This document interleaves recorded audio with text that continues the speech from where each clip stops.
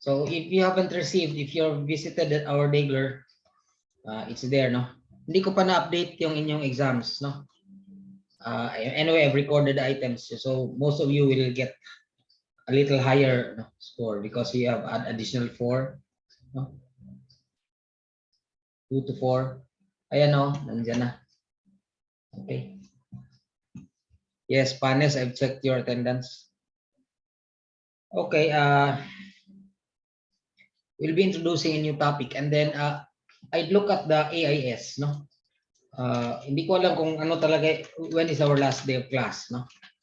But if you look at that, the pre-registration, the summer classes will be from April 11. Okay, and the enrollment, the pre-listing registration is March 17. And the enrollment is March 23. So if today is February 8, we have 3 more weeks on February and maybe 2 more weeks in March. The Norias and Gramata are here. No?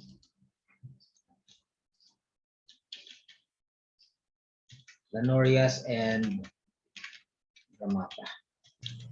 Okay. Okay. So Alcuino.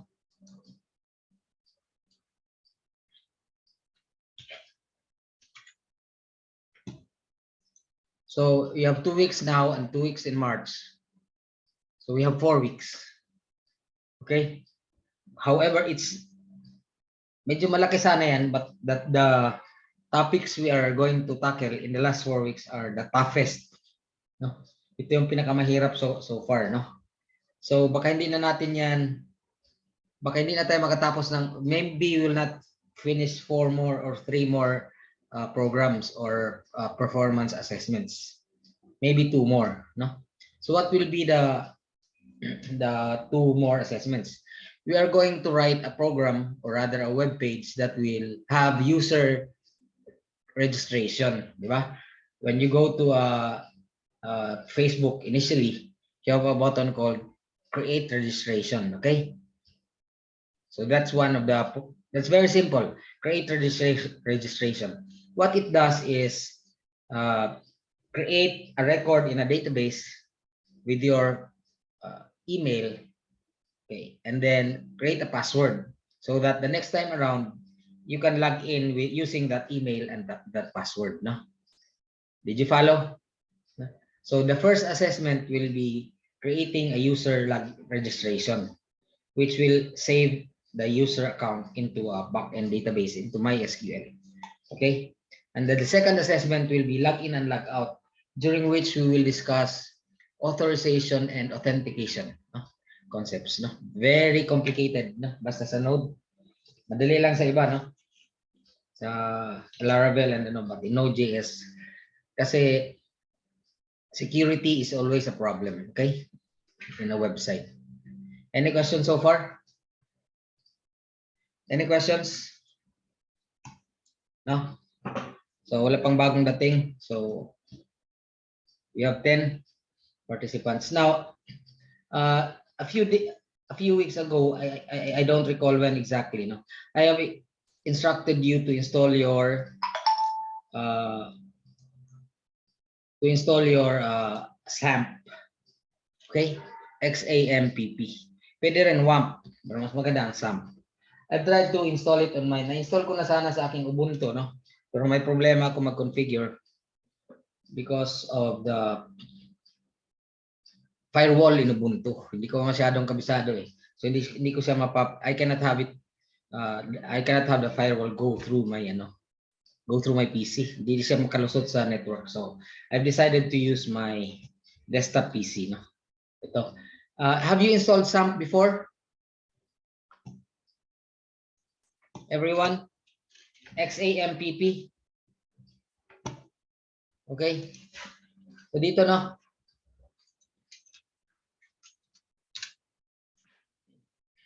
Galing ito sa Apache. Okay.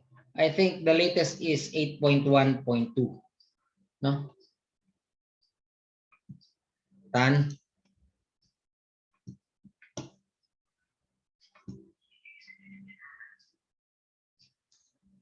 least nadagdagan ng konti, no? Late lang most of the people are just late anyway. Okay, so there's already 11 of you there. Okay. So, have you installed your SAMP? Or meron na kayo, have you done it before? You have a MySQL? Everyone? Bungag, do you have a SAMP? Bago ko lang i-install, sir. Okay. How about yung isa pang si Dominisac, do you have a SAMP? Yes, sir. I have installed it. What's the last week. problem? No problem? Yeah, I have installed it fully. So may malaking problema dyan. If you what are you using SQL to access your MySQL? MySQL. I use the MySQL yung MySQL talaga, sir, yung pure. MySQL client dun sa DOS as a text-based MySQL client. Yung Workbench ba yun, sir? But Yeah, after installing my SAMP, sir, I tried to turn on this yung Apache and MySQL, sir, because I tried to test kung fully function talaga yung SAMP wala. So merong dagdag, no? You will know that you will have a MySQL working because after you have installed your SAMP, you have your web server already. You can go to localhost /dashboard, di ba? Dashboard. Do you follow? So, ayan. Okay, so this is the SQL, this is the web server, Apache, no? Marami pang maganda ngayon, no? OpenSQL, Open Lightspeed, I think is very popular. No. And then you can check if you have a MySQL because the default root password that was given is blank. So meron tayong PHP myadmin, right? Do you follow? So you will have your databases here. And you can do an SQL. Okay, I think I have a demo DB. No, I can select star from here. So this is like and then there's a go button here.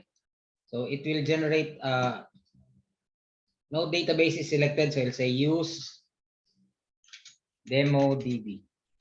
I have created this before. Okay, and then I'll say select star from M, and then I'll click go. Bakit wala daw? Baka bakit hindi siya nag-use?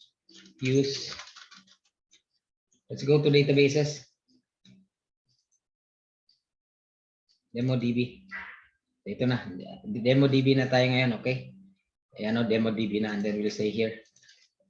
Select star from. Then we go. Ayan, ilagay niya, isa lang ang nilagay ko. I've placed one record in that temp table. Okay, do you follow? So this is your workbench now. The problem is the SQL server that comes along with SAMP 8 is MariaDB 10.0. Do you follow? If you try to connect, I have uninstalled my workbench already because if you will try to connect that workbench, okay, that workbench to MariaDB, it will not connect because it's not the same version. The version you can download with MySQL Workbench is 8.0. Do you follow? Any questions? So, Dominisac, nakuha mo ba? Yes, sir. So, yun ang problema natin dito. Well, we have a good but the problem with that is you have to hard code everything, including insertion of records. Ito, hindi ka maka-add ng record. Do you follow? You cannot delete a record. To create a new table, you have to hard code using the create table command. Dito ka sa SQL. Although you can alter the table structure without using alter table. Do you follow? Well, if you are very well versed with MySQL, which I think you are, you can use this para meron ka na, what you do is you have a script ready at hand and then you just copy the script and paste it there and change the changes that you need, and then go. No, click go, and then you can manage, right? Do you follow? But if you are new to this, no, and if you have been used to my SQL Workbench, you will be frustrated. Have you tried this? Bungag? Ulan-ulan? Have you tried this? Yes, PHP My Admin? Ang hirap, di ba? Because you have to hard code everything. Even to create a column on a table, you have to alter table, insert column. Ang hirap. So, however, what I suggest is Delphi, no?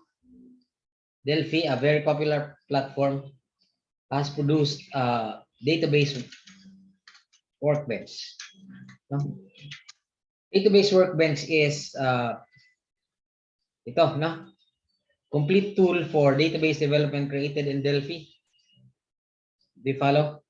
If you are a Delphi programmer, you'll know that it is Delphi, because aside from being declared, no, in the about page, you'll see the common controls there. Now there's a free version, which is the trial version will only allow you 3 weeks, no? And there's a free version, which is Database Workbench 5.0 Lite.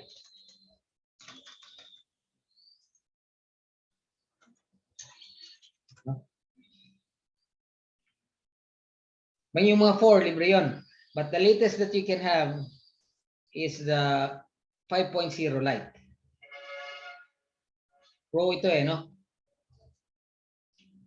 Database. I'll give you the file itself, the installer itself, in if you can find it, no? Database Workbench Lite.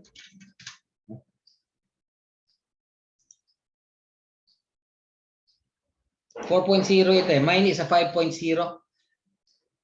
I have installed it. Okay. Now, when you install it, you will be given a choice to access the different databases. Pwede mo itong gamitin, no? For Interbase, for Firebird, for Microsoft SQL Server, for MySQL, for Oracle. Pwede mo gamitin for Interbase, no? Interbase and all the rest of the most popular database management software. So ito na siya ngayon, no? Do you follow? Okay. Now what you do is, let us disconnect this first. Wala na pala, no? Na-connect na. In here, you just register your, you make a new connection, no? Nandito yata, no? Okay. Do you follow? You click register server. And the moment you register server, okay, you will be asked of the IP address of the server. Now you just say localhost. So in my case, I use localhost. Let me erase this. I delete this. Dalawa na sila. I can create ako eh. I'll have to unregister. There's the unregistered.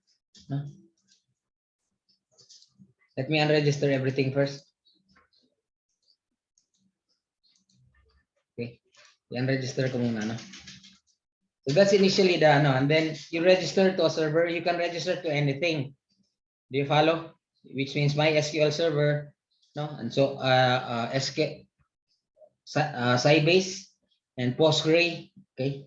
So we'll make this an alias. This is the name that will appear in your list. Okay, and then the root, password, and then this is localhost. The IP address of the server. If it's remote, you can type the IP address, and then this is a blank password for SAMP, no? And you just click OK. Do you want to filter? No. So I have these databases now. Bakit wala yung databases na na-create ko? Let us refresh.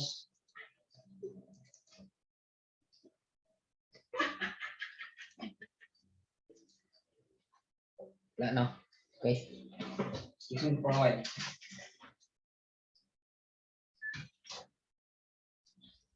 Okay.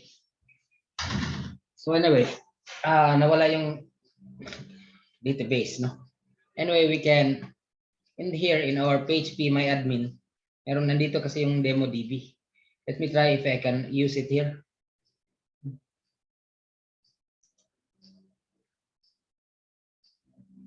Can I register?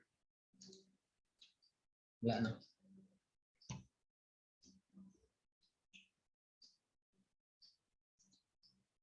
SQL editor. So let's say use demo DB. Okay. Where's the run here? Wala siya nag-run, no? So let me just drop the database first. Wala akong pang drop dito, so dito ko siya i-drop. Drop database demo DB. Okay. And then I click go. Okay. So nawala na yung demo DB. What I'd like to do is really I'm sorry, no, to create the database here, no, create a new database. Shall we say next? Okay, this just a username demo DB. Okay, and then I'll just click finish. So now I have a demo DB. What will happen if I will refresh it here? Ayan, lumabas na siya. Do you follow? So I suggest you use this because this is much easier, no? And then use this initially so that it will be able to register all the tables you start from scratch. Now I can create a new table here, for example, emp. Okay, then the column name, for example, I say emp, no, and so we say big int. Mas madali dito, di ba? And then not null. This is primary key. This is auto inc. Okay, and then I can right click and then add another column. So we'll say ename, employee name, and then we'll say varchar. We'll say of length 200. Okay, and then add another column, depth, no. Okay, this is a big int again. Okay, and then to save, I think this is there's a save button here, no. Okay, you click this, continue. Yes. Okay, so now you have one table listed here. That's empty. Now if you look at this, no, you refresh. Di pala ito maano. Okay. Describe. Pwede ba tayo? Describe. Okay. Ayan, nandyan na yung emp. If you add you can add a record here. Quick browse data. Do you follow? No. Parang sa workbench. Can you do this in the workbench? Sino mang gumagawa nito sa workbench? Book just came in.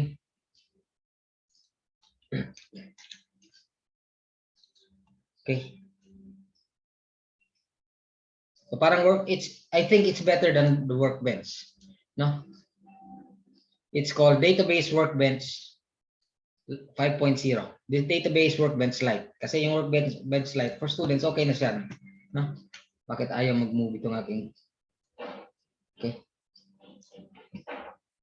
Okay. So you can just expand this. Para maglaki, no? And then to add a record, there's a plus button here. This is popular in Delphi, no? So alam mo, a Delphi developer knows that right away this is Delphi. Plus, so I'll say this is emp, no, is auto inc. So I'll say Smith depth, no, 1. And can I add again by clicking plus? Then shall say John depth, no, 2. Then click this, no. The check is saved. Okay, do you follow? You can do an SQL, a single SQL here.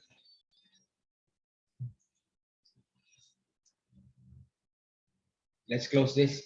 So dito sa ano, we can do an SQL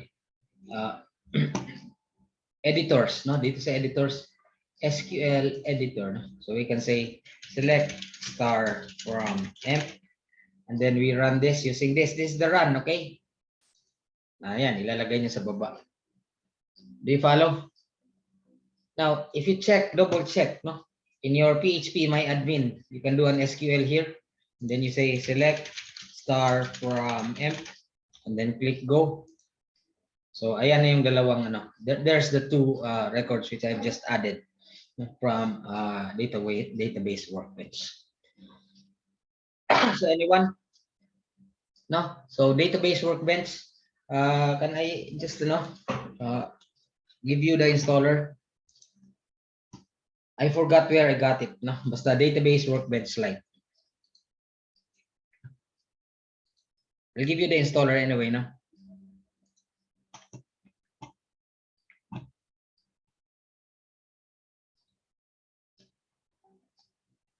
Wala pala dito. I'm sorry. Wala dito, no? I'm on a different PC. No? So I have to log in again.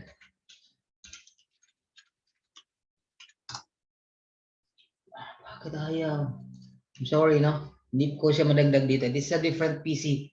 I have to change the DNS and I'm not willing to do that for the moment. Basta I'll put a shortcut, no? For database workbench 5.0. It will be, the latest version is 6.0, but there's no free version for 6.0. It's just trial version for 3 weeks. Okay? So you can create stored procedures here. You can create stored functions, no? And so on and so forth. And you can connect right away, no? Sinabi niya dito, this is a MySQL MariaDB database. And you are connected as root. You can connect to another server. It will know that it's a MS SQL or is it a PostgreSQL, no? Or Firebird, whatever it is. Okay?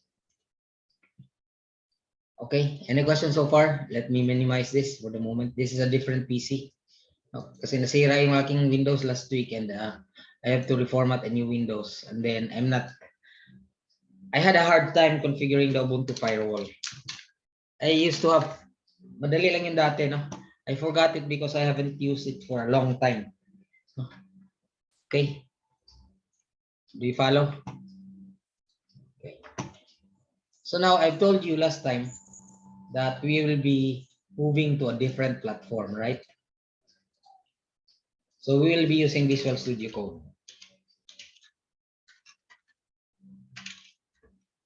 Okay. So we'll be going to the server side. Migrate tayo, no?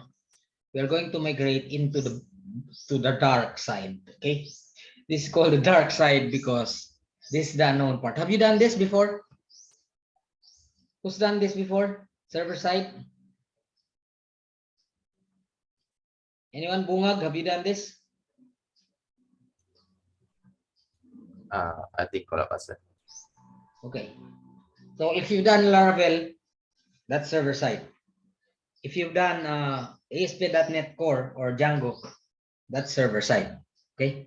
So marami kasing server side platforms. So you have Flask, no, and Django, and then in Python, and then in PHP, you have Laravel, and then for Java, no, there's Java Spring, and then for JavaScript, you will have Node.js. Do you follow? So we will transfer to a new platform in order for us to be able to program the server.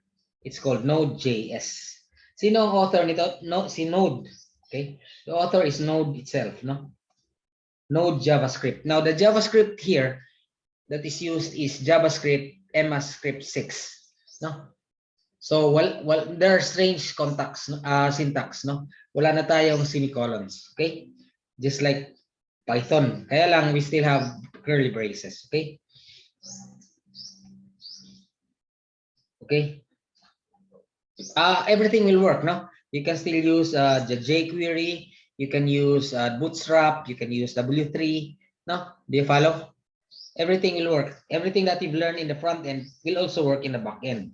The only thing is it's more programmable. We can manipulate the content of the HTML. Do you follow? We can manipulate. It's more interactive. It's called active pages, no? Because during runtime, we can manipulate the content of the HTML depending on the user's responses.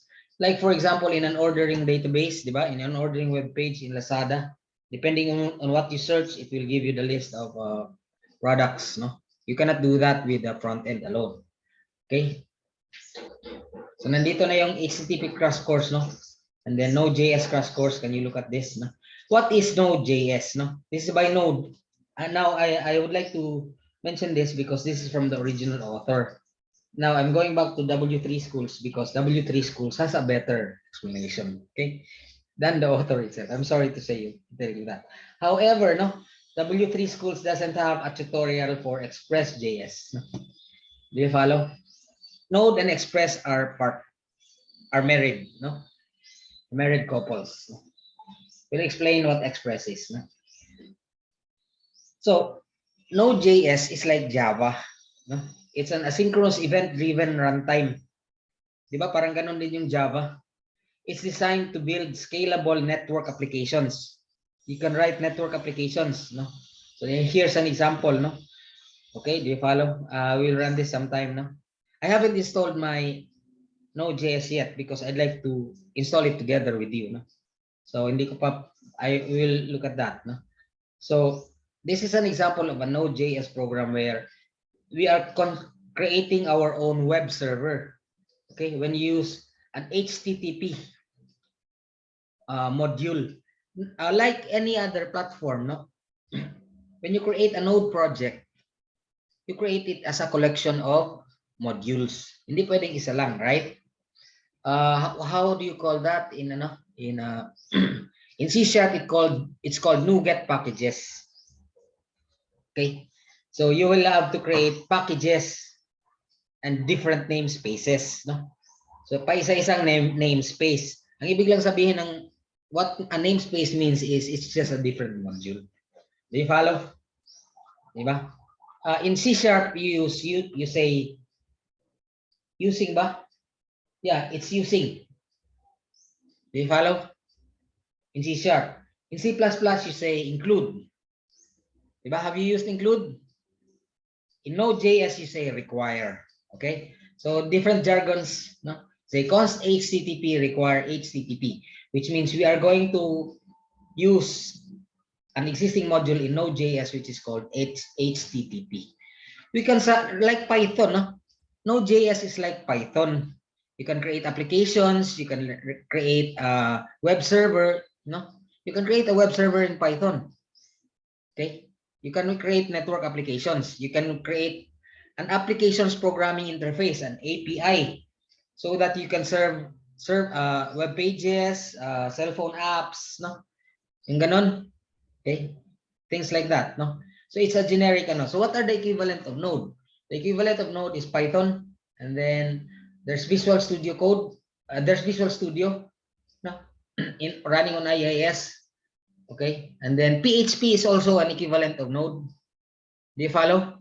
Because you can also use you can also write network applications on PHP, but hardly can you. But you can write, no? By the way, application programming interface APIs in PHP, Laravel. Pwede, so that you can serve other devices like cell phones and tablets. No? Do you follow? Pwede. Okay. So that's what Node is. It's a development platform, which is asynchronous, which means that it's not synchronized, no? Which means that it can be used by web pages, no? Several people can run the application several times, no? So here's an application. Let's run this later, no? So ganito lang yon. When you call a node function will always have two parameters, a request and a response. A request is an input, no? It's a request coming from the client going into the HTTP port. Do you follow? So what types of request? Again, it will be get or put or post. No? O pwede ring put and delete. Okay, do you follow? And then a response is the function that you write on the back end. Okay, you can manipulate on the back end what's going to be done. So in this case, this is an example of a simple Node web server created from the HTTP module. Okay, the host name is this, the port is this, and then what it does is just to say hello world, no? And then it will have console.log. What is console.log? If you look at your in your Google Chrome, no? I think it's in mag F12 ka. F12. F12 ba? Yan. If you do F12, no? This is the developer menu. So marami pang menus dyan. Merong application, memory. This will, titingnan natin ito, no? Kung ano talaga itong ibig sabihin nito.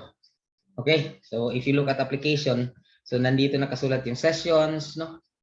Your cookies, okay? They follow. We will be looking at this closely, no? In the near future, no? Kasi gagamitin, we will use this in security and authorization, no? Authorization and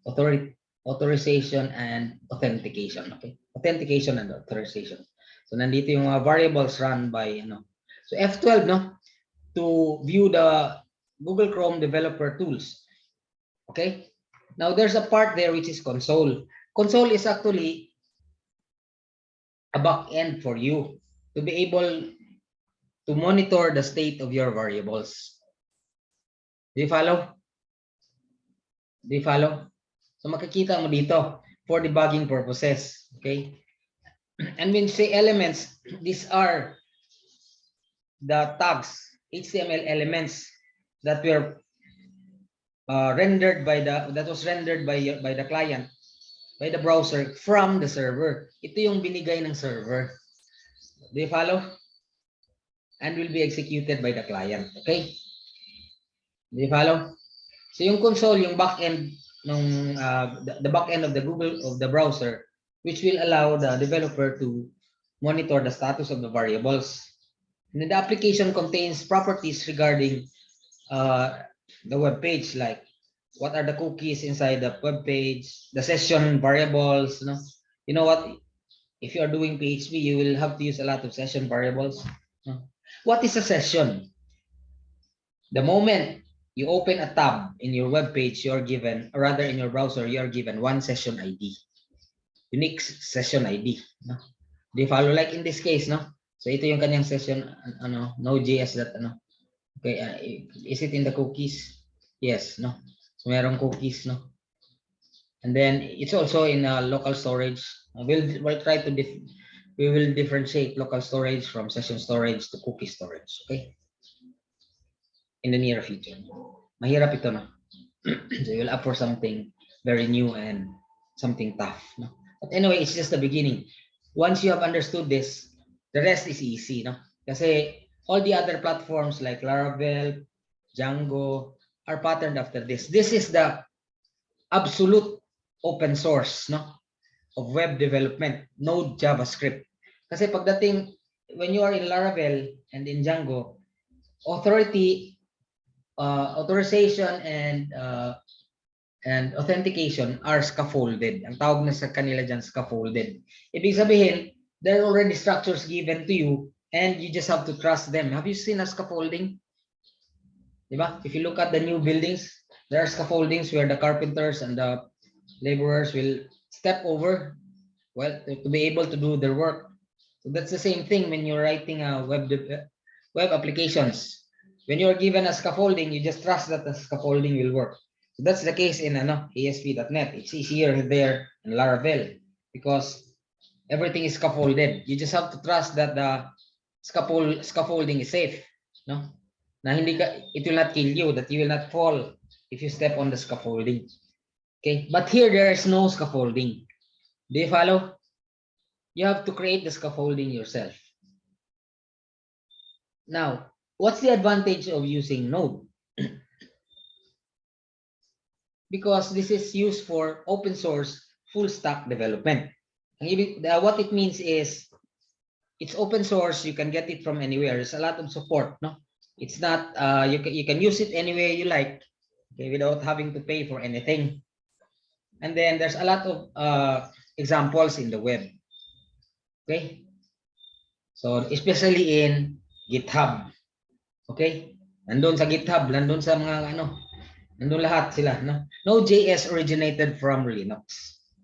Okay, so nowadays, Node.js is very important because it's becoming to be very popular. Okay, because you can do complete manipulation anyway. Being the very basic of open source, you can do the manipulations that you need to do yourself. Walang scaffolding. Do you follow? So you will be able to understand Ano yung things that are already scaffolded. When something is scaffolded, you will not understand it. You just know that it works and then trust that it works. Do you follow? Okay. So Node.js is a platform for app development, no, event driven like Java. Okay, you can create applications on the network, you can create web servers, and so on and so forth. Okay, this is the platform that is used commonly in Google and in Amazon and Alibaba. No, ang ginagamit nila Node. And then it's useful to study Node, no? Although it's very difficult, it's useful to study Node, especially for beginners like you, young people like you, because this is where the future is coming. Kaya hanggang ngayon, sa Node pa rin papunta. There will come a time that everything will be JavaScript. Okay? Because there will be only one language left, which is JavaScript. No, mawala na yung mga PHP and Python. Hopefully, no? Although they're getting stronger also. No? They're getting stronger and stronger. They're fighting the war, no? In web development, in app development, no? So medyo mahirap rin tanggal. It's very difficult to, I don't think, no? Eventually, no, people foresee that everything will be JavaScript. So from front end to back end, there will be no PHP, there will be no Django, there will be no Python. Everything is JavaScript. And the best benefit of studying Node.js and Express.js is the fact that nowadays, no, the most in-demand, high-paying jobs are those in Node.js. No? So, ang jobs that demand the highest paid are those in Node.js. Konti lang Pilipino dito, no? So few Filipinos go into this because they are usually taken by Indians, no? Brazilians, no? Magagaling sa mga. But hopefully, no, if you are going to study this closely, you'll be able to compete someday, no? And then get the highest earnings that you need to do, that you want to do. No? Nowadays, everyone wants to become, no, an Amazon programmer, a Google developer, no. So in the back of our minds, all developers want to go to Amazon or go to Google. No? The only chance you have to do that is to develop your expertise in Node and Express. Okay, so that's what Node is. Okay. Ito yung sabi ng W3 Schools. Okay. The W3 Schools has a tutorial for Node.js and even MySQL. No? Okay. Sadly, no, W3 Schools doesn't have a tutorial for Express. Yeah, we will be going through a different, no. Node.js is an open source server environment. It's basically server, no. It's free. It runs on various platforms like Windows, Linux, Unix, no, and so on. Node.js uses JavaScript on the server, not PHP script. Okay. So asynchronous ito, which means that it sends tasks anytime to the computer's file system. Waits while the file system opens. When you download and upload files, it returns content to the client. It can render a web page and ready to handle the next request. What types of requests? Put and post. Get, put and post. No? Do you follow? Now, the first thing to do, of course, is to download Node.js. Before we do that, because we are going to do this, no? We'll create a simple server. Okay. We'll discuss node modules, no? So node modules are, as I've told you, like any other, kung sa iba ang tawag dyan, package, but they are just a grouping of your functions, no? Okay. For example, if you want to group your functions together and give it a name, you will use them in a require. Like for example, there's a group of functions called HTTP. They'll say to be able to use those functions in HTTP, you say you put a variable, you declare a variable and require and the name of the module. Now in C++, it's called include. The main difference is you have to store it into a variable. Okay. Okay. Meron ba tayong installing? How do you install Node? You don't load Node.js. Now let me do that. No, I haven't installed my Node yet. No? Hindi ko pa na-install. So let's install it together. But I presume you have installed your Visual Studio Code, everyone. Wala tayong magawa, no? Wala tayong host. We cannot get any host that is free. Okay. So, okay, let's go to Node.js. Node.js download ito, no? You download Node, no? You can install it anywhere, no? Bakit wala dito? Node.js download.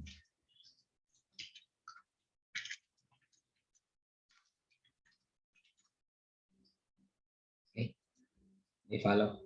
So you have a Windows installer, you have a Mac OS installer, you have a Windows installer 64-bit tayo, no? Okay. You have a current version and an LTS version. The current version is the latest, of course, no, but it is not. It usually is a test version. Now, even in Ubuntu, no, what you do is to install the latest LTS version, because the LTS version is guaranteed to be working. Okay?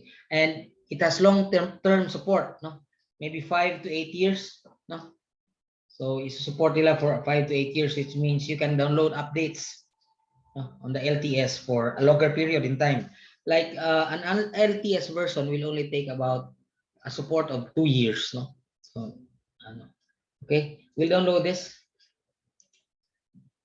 Let me save this to my installer. The latest version is 16.0. Most tutorials will give you 10.0. No? So Node is a very dynamic platform. No? It changes every maybe thrice or 4 times a year. No?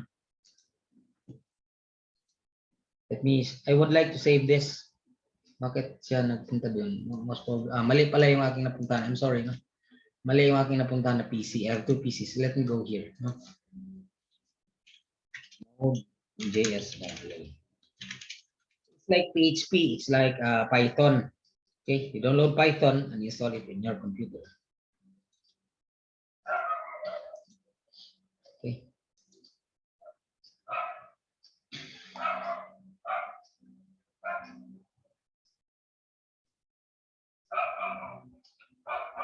Now,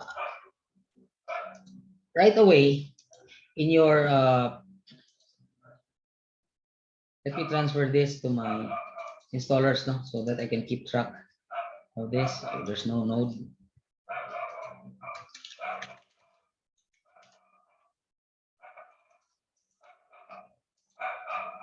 Then I just run this. You just click install.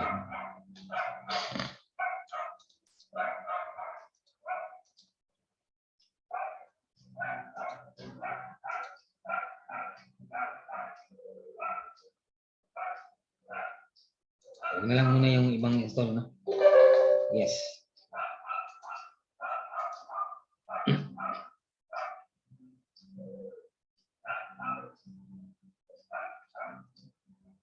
Finish. Okay. Okay, do you follow? Are you following me, everyone? If not, you just watch the no. You just watch anyway the. So it's now in my folder.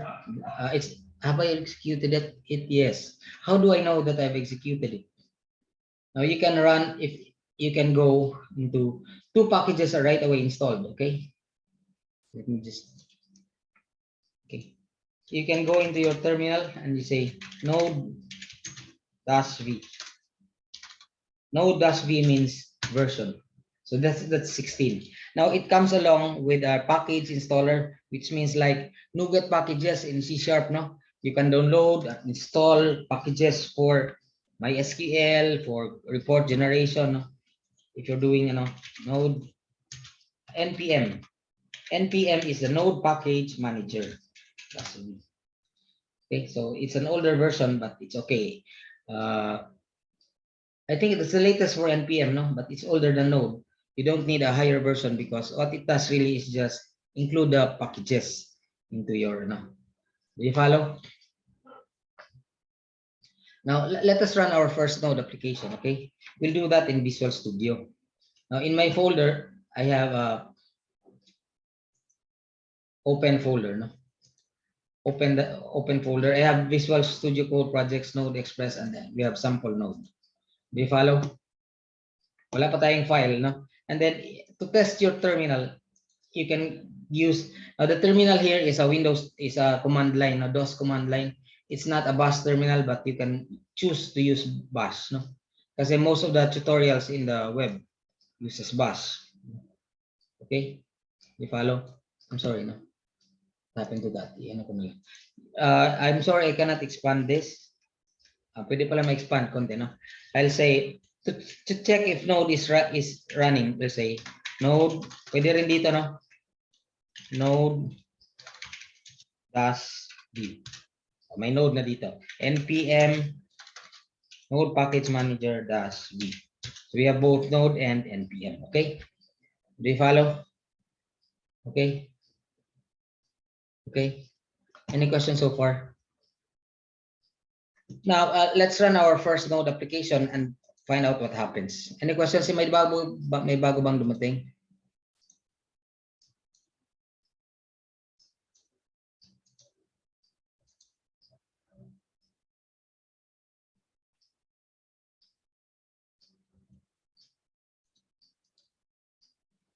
Okay, let me just open up.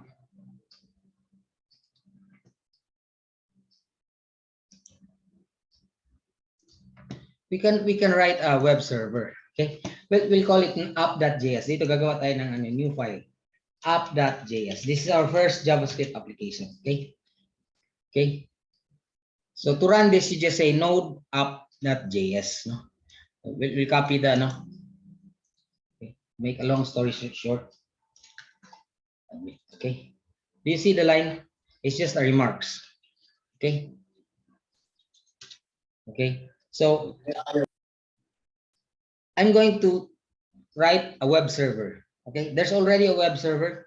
So I'll just say const http is equal to require. Ito yung nandun sa ano, no? Sa W3 schools. Can we just open that? HTTP, which means this will include in our application the HTTP module, no? So sa ano pa, include, no? So in C# we call it include. Can we have it? Can we copy it from our ano na lang?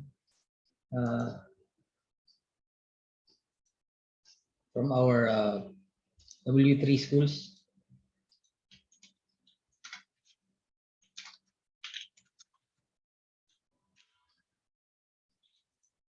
Tapos pareha lang naman sila, no? So nandito.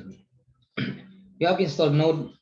Okay, we'll copy this. Okay, so this we will listen to port 8080, or shall we say 5000 lang kasi 8080 is already used. Okay, so dito, just copy this here. This is called app.js. What it does is really 5000, no? Listen at port 5000. Okay, we'll save this. Okay, and we clear our terminal. What it does is create a server, no? And 500 pala, no? Let's call 5000. Baka gamit yung 500. No? What it does is create a web server called HTTP, and it will start listening, no? Using a function, listening for requests. Okay, and once a request is listened, is trapped, no? Or is received, a response is generated. What is that does is create an HTML called hello world. Do you follow? Do you follow? Now to run this, we just say node app.js. This is the first time I've run this, so just allow access. Now what will happen? How will we check? We'll go to localhost 5000 colon.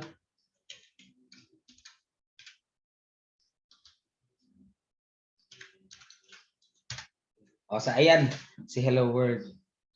Do you follow? Do you follow? Now, if you look at our Visual Studio Code, we can stop node by pressing Control C. No? Pwede natin itong babaguhin. We can say H1. HTML man. This runs HTML. H1. Okay. And then we'll end it with an H1. But, no. Render ito, no? So render, ibig sabihin, it will be rendered into the client browser, which means that if it's rendered in the client browser, it runs on the client side. No? Hindi pa siya tumatakbo sa server side. It's just generated from the server, but rendered on the client. Okay? Let's save this. Then say node app.js. And let's go to local 5000 again. Ayan, nag-H1. Do you follow? Do you get my point? Now let's go back to that. No, kinopya ko lang ito sa ano ha. I just copied it from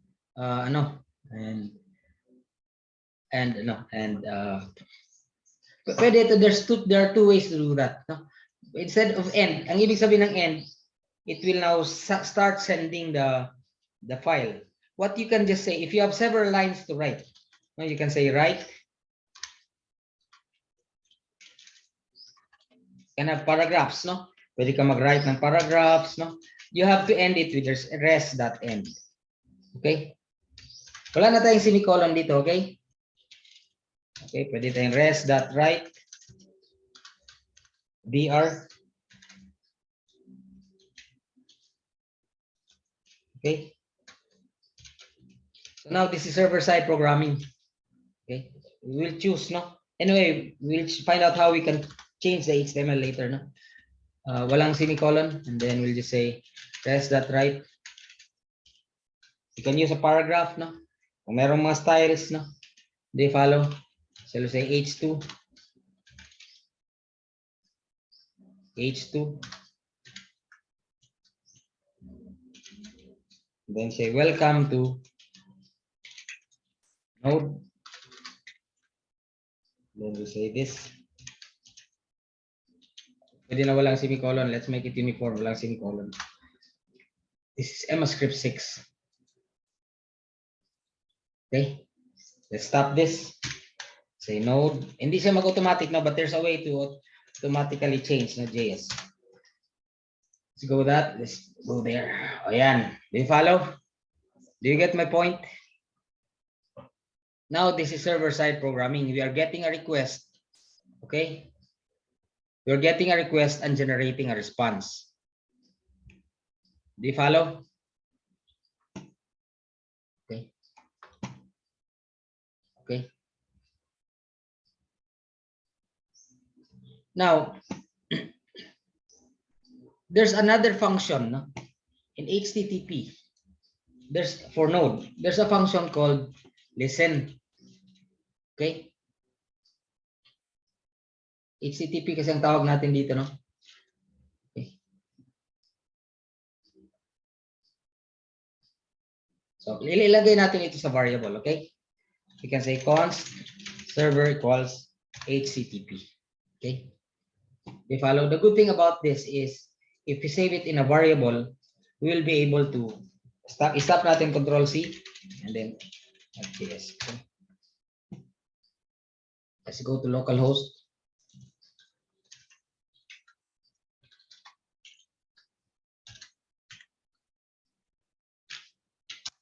Ayan, no? So what we're trying to do is assign it on a variable so that we'll be able to reuse it. Kasi, okay? So mag-create siya ng server. Sequential ito ha. Itong nauna, and then we can have server.listen. Listen. Okay. On the given port, we can now assign the port, no? So let's say constant, no? Port. Pwede rin var, no? 5,000. Okay. So that ito yung .listen, no? I-serialize lang. Okay. Anyway, tanggalin ko muna, no? Okay. So pagkatapos ng once it has created the server, it will go to listen. This is how it really works, no? And then server.listen. We follow, yun yung actually nangyayari. And then we can have a log of all the errors, no? We can have a log if you have variables, no? You can log it here, no? Dito sa server.listen. Actually, pwede mo rin you can really actually append it here and then append the code right there and then. So kulang ito ngayon ng Tama ba ito? This is correct. Kasi mukhang may mali.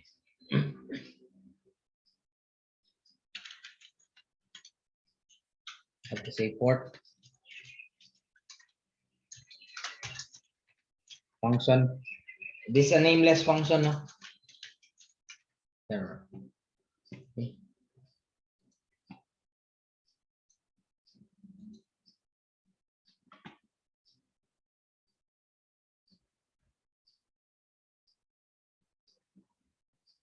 Mali ito, no?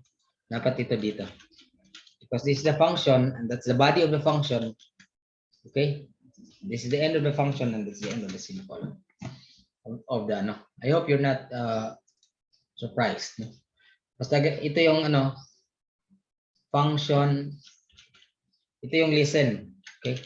This is the parameters of the listen function. The first parameter is a port number. The second parameter is a function which is a body, and this is the end of the port. Katulad nito, no? It has a create server. Okay. Then the parameter of create server is a function. You can do that, no? And then there's the body of a function and it's there, no? So let's mali itong aking kodigo. Okay. Okay, so let's run this. Node app.js. Server is listening now on port 5000. Okay. Localhost 5000.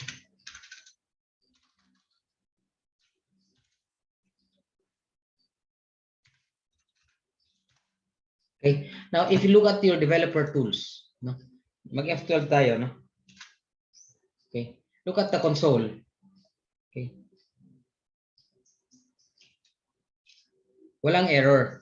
But why did it not? Wala siyang nilagay na message, no? Dapat dito siya maglagay ng update. Okay? So that listen. This server is listening on port. Let's stop this. Baka may error yung ating ano. Okay. Babaguhin natin ano. Let's change this.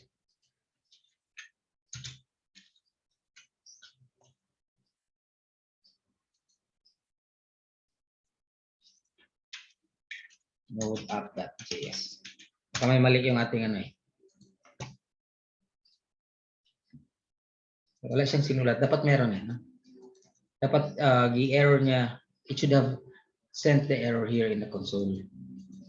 Okay. What I was expecting is this one.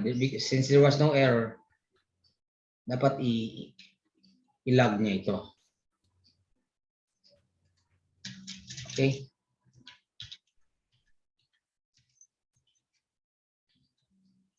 Okay. Can we just copy this here? Right? Baka may error, no? Okay. And then we'll stop. And then we'll refresh. Oh, nag-error na siya because our server has stopped. Okay. So we'll run the server again. Nandito lang siya dito siya yeah, ayan, no? Sa console, dito siya nag-log. I'm sorry, no? Dito siya console.log, okay? Do you follow? Dito pala yung console natin ng server, no? Not the console. This is not the console of the browser, okay? I'm confused here, no? Okay? Any questions so far? Okay. Questions? So very simple, no? We are listening to in a port. We are creating a web server that listens to a particular port and renders. Next time we are going to monitor the routes or the URLs that are sent over that port. Yung port 5000, kung ano yung URL na nag-send, with it either it is a get URL or a post URL, we will generate the contents on the fly. Okay, do you follow? Let me create another sample node. This time, let's create it with an HTML. Okay. Nandito ako sa baba dapat. Bakit ayaw? Saan yung aking mouse? Control C. Okay.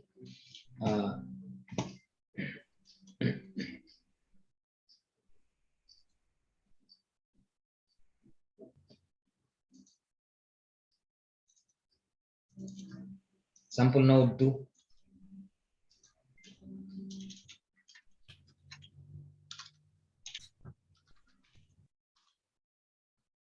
Okay. You follow? And then I'll open this.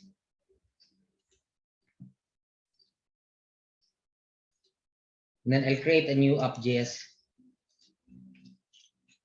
App.js. This time I'll create an index.html. Okay. And then what I'll do is throw that index.html to the browser. No? Okay. Do you follow? Everyone, saan ba ko makakuha ng magandang index.html? I think we have do I have it here?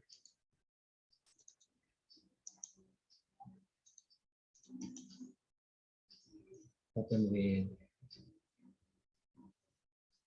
Notepad lang. Ito yung ano. Ito yung galing sa GitHub, no? I'll just copy this na lang. Okay. So, okay. So ito yung aking sample, my favorite sample HTML, no? For computing cards, no, and so on and so forth. Very simple, but this uses already a references to W3 schools because it uses W3 CSS. Does it use Bootstrap? Tingnan ko nga. Okay.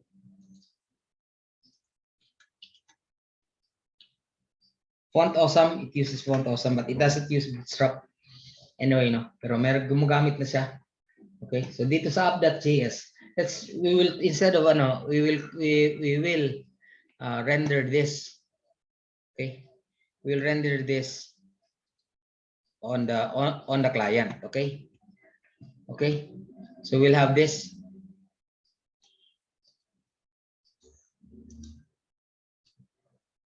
We'll have the usual hindi mag-paste. Bakit hindi mag-paste? Okay. Mali yung aking pagano. Ayan. Okay. So you know what to do with it. You know what this is now. I'm using a new I'm using a new module called file system. File system. In short, FS. Do you follow? This will allow us to write and read files. Do you follow? Okay. So I'm using the same. I'll be typing the same. Right head. How is right head different from right? Right head is will write a header that to tell the browser that the following content is an HTML. Okay. Okay. What is 200? This is just an error message. It's just okay. What is error message 200 in HTTP? Error message 200 in HTTP. I've given you an outline of this. Okay, which means that there's no problem. Do you follow? Do you follow? Which means that it's okay. No, there's no problem. Okay. Okay. Okay, that's the first thing. And then we will do the fs.read of the HTML. Basahin natin ngayon yung we will read an index.html. If there's a function, and it will send it to the function, no, to a certain function with data as the value that is read. No? Whatever is index HTML will be passed to data, and if there's an error, the function will call this. Do you follow? dapat mali na naman ito, no? Ganyan. You have to be extra careful with this. Okay? And then we'll say if error, okay? Let me just copy this. Take note, yung aking index HTML, meron ng mga references to, no? CSS and ano, no? So if there's an error, we'll say write head 404. File. What is 404 in HTTP? Error? Error 404. Diba, I've given you an ano, list of this. Not found. Okay, do you follow? So it means that it will render an error, no? And it will say 404, file not found. Okay, do you follow? Else we are going to write, it's the way we did, no? We are going to write index.html, and index.html is now in data. Okay, and then right after you have read, we will say res.end. It's always an ano, no? Maglalagay tayo ng res.end because we have just finished rendering or sending the data, and then we will have a close of the function, curly brace of the function, and a close of the read file. Okay, pagkatapos niyan, we will have I'm sorry another close brace of the create server, or rather of the function inside the create server, and this is the close of the create server. We'll save this. Do you follow? And then we'll run the terminal. Okay, now we'll double check node.v. We have yes, and then we'll say node app.js. Bakit hindi nag-error siya? There's an error.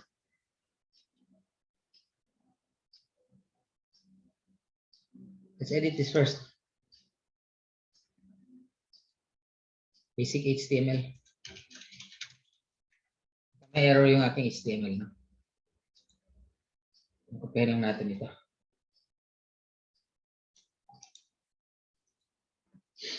Okay. Pagkuhin muna natin itong index.html. May error dito sa simula. Let's not like this.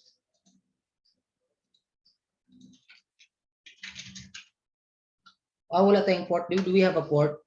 Did we listen? We did not call listen. By the way, no, hindi tayo nag-call ng listen. So pwede tayo magdagdag dito ng .listen. Like that, okay? Idadagdag na lang natin, no? .listen. Or you can say here. So another way of doing that, you'll say server.listen. So pwede natin, what we can really do is really just append .listen there, which means that after creating the server, we will have .listen, okay? So don't be confused, okay? Port, and then we'll have function error, okay? This is another way, no? This is another way of saying server.listen. We can just put it there, no? .listen, L lang yan, small L, no? So .listen, okay? And then we'll have our usual error, okay?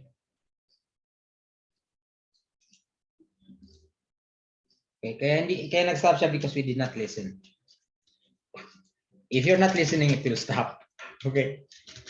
Okay. And then yeah, we will have to close this with okay, file save. So that's one way, no? And then we'll say node. Sorry. Bakit nandyan tayo, no? We shouldn't be there, but we should be here. Node app.js.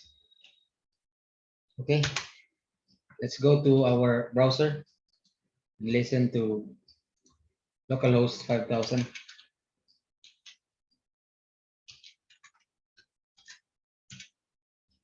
Now, if you have set your no to listen, ayan, di ba? Do you follow? This is a whole index.html. Do you follow? This is a whole index.html with full functionality, which means that it has HTML and it has styling. Wala lang jQuery. Do you follow? Do you follow? Did you get my point, everyone? Okay. So everything is working, no? It's a full functioning. Baka wala yung mga links, no? Maybe my links are not here because the files are not here. Okay, I'm sorry about that. No? Kasi may mga calls pa ito. Dapat yung mga files i-download ko rin. Do you follow? So what have we created so far? We have created a web server. Okay? Okay. Now, with this web server, we can now dictate how the server will reply depending on the request being sent by the client browser. Do you follow? So server-side programming tayo ngayon. This is what is called server-side JavaScript programming. Okay? I hope you distinguish now, okay? Hindi lang yung ginagawa natin dati, wala yun sa server. They're all on the client side. But these things, this is now in the server side, okay? Any questions so far? So I'm not going to give the rubrics for the next PA yet. But what I'd like you to do is like this, no? We will create a web page which has a user registration form like you have in Facebook, diba? When you register to Facebook, you will register your email, your first name, and then you will type password, first name, last name, no? Telephone number if it's necessary, and then you will type a password. What Facebook does is go back to the server and save your credentials, no? Ibig sabihin yung mga email mo, yung password mo in a local database. So that the next time you log in, it will compare your password which was there and check. That's called during authorization ang tawag dyan. During next authorization, it will verify your password, the password that you have created during your registration, and will let you in if you have the correct credentials. Otherwise, it will say wrong, invalid account or password. Do you follow? Any questions so far? Everyone? Did you get my point here? So have you done this before? Has anybody done this before? Nakakagulat din paminsan, no? But if you have started Laravel, Django before, no? You will not be surprised. It's just like the same. Now, next time we are going to upload, rather we are going to use a module called Express. What is Express? Let's go. Balik tayo dito. Sa Express na tayo ngayon, no? Walang tutorial ang W3 School sa Express, no? But there's a lot of tutorials, no? Anyway, walang problema kung wala silang Express, no? Because there's a lot, even, no? So, from next meeting, we will be programming in Express, okay? Saan ba yung aking, ano? Nandito na pala sa ibang, ano? I'm on a different PC. Let me just go here. Okay. Who is Express? Node.js, JavaScript. So merong JavaScript tutorial, no? We'll proceed with NPM next meeting, no? Next meeting, rather NPM, by the way, before we proceed, is the Node Package Manager. Who has done C# here? Who has done C#? I have a different class in C#, no? Your classmates there before. So in C# you will say new get packages. You will have to install packages, no? Additional packages in order to be able to expand your functionality. They are called packages. I'm sorry. They're called packages. In Node, they're also called packages. The software which will allow you to install, remove, no? Install and remove new packages is called NPM. NPM means Node Package Manager, no? So we will install, we'll use this to install packages. We can even use this to create a new project. Do you follow? NPM init. NPM init is the command to initialize or to create a new node project. Now, this is one of the rare cases wherein you are given a scaffolding, no? Meron ka ng backbone. You now have a backbone of a new project. Just like when you create a new project in C++, you will now have a scaffolding of an empty project. Okay? That's called NPM. Now, ayan ang Node.js tutorial, no? Ang dami mo pwedeng gawin, no? Sa Node. You can do a lot of things. There's also an explanation of NPM. How to use NPM to add packages, to create new to create new projects, remove packages, Node Package Manager. Okay. Now, walang Express, but there's a lot of Express.js tutorial. Who is Express? Ang ganda, this is a very good This is a very good tutorial, Dito sa Java T-Point. Okay? Okay. Is a fast, assertive, essential for moderate web framework of Node.js. Okay? What are the other web frameworks, Ito yung web framework for Node.js. Okay. So ito, Django. Django is a very popular web framework which is for Python. Now Vue.js is also a web framework for Node.js, by the way. Express.js is also a web framework for Node.js. Ruby on Rails is the web framework for Ruby. Perl scripting. Laravel is the web framework for PHP. ASP.NET Core is the open source web framework by Microsoft. Okay? And then, bakit wala dito? Nandun na yung Laravel, Django, And then there's another one, full open source, is called Java Springs. Sa Java ito, not sa JavaScript, Now, this is also another full open source, Full open source, nandito, you can also find this in GitHub, The full source you can find in GitHub. Java Springs, this is by Java, Now, if you study this, they look closely similar. Halos magkapareha yung Java Spring at saka JavaScript Express. Okay? So that's what Express is. We'll be developing backend. We'll be developing web pages from the backend using Express.js. It's just like using Laravel, as I've told you, or ASP.NET Core. It's a little difficult. If you've used ASP.NET Core, it's very easy there. I've used it several times. I taught it last semester among IT students, higher classmen. Yeah. So now a few more words. Why is it that we need to study so many web frameworks? We don't need to study all, but we need to study the basic, like Express.js. We need Django and we need Laravel. Why Express.js? Because it's the basic open source. Why Django? Because it's the most popular web framework in Python. Who knows, you will get a job in Python and will require you to use Django. Okay, and then Laravel, because Laravel is the web framework, the most popular one for PHP. Okay. ASP.NET Core is becoming very popular, And Microsoft is predicting that ASP.NET Core will dominate, according to them, will dominate the web frameworks in the near future. Okay, in the near future. How good it is? Well, if you have used, you can't say this if you haven't used ASP.NET Core and Laravel.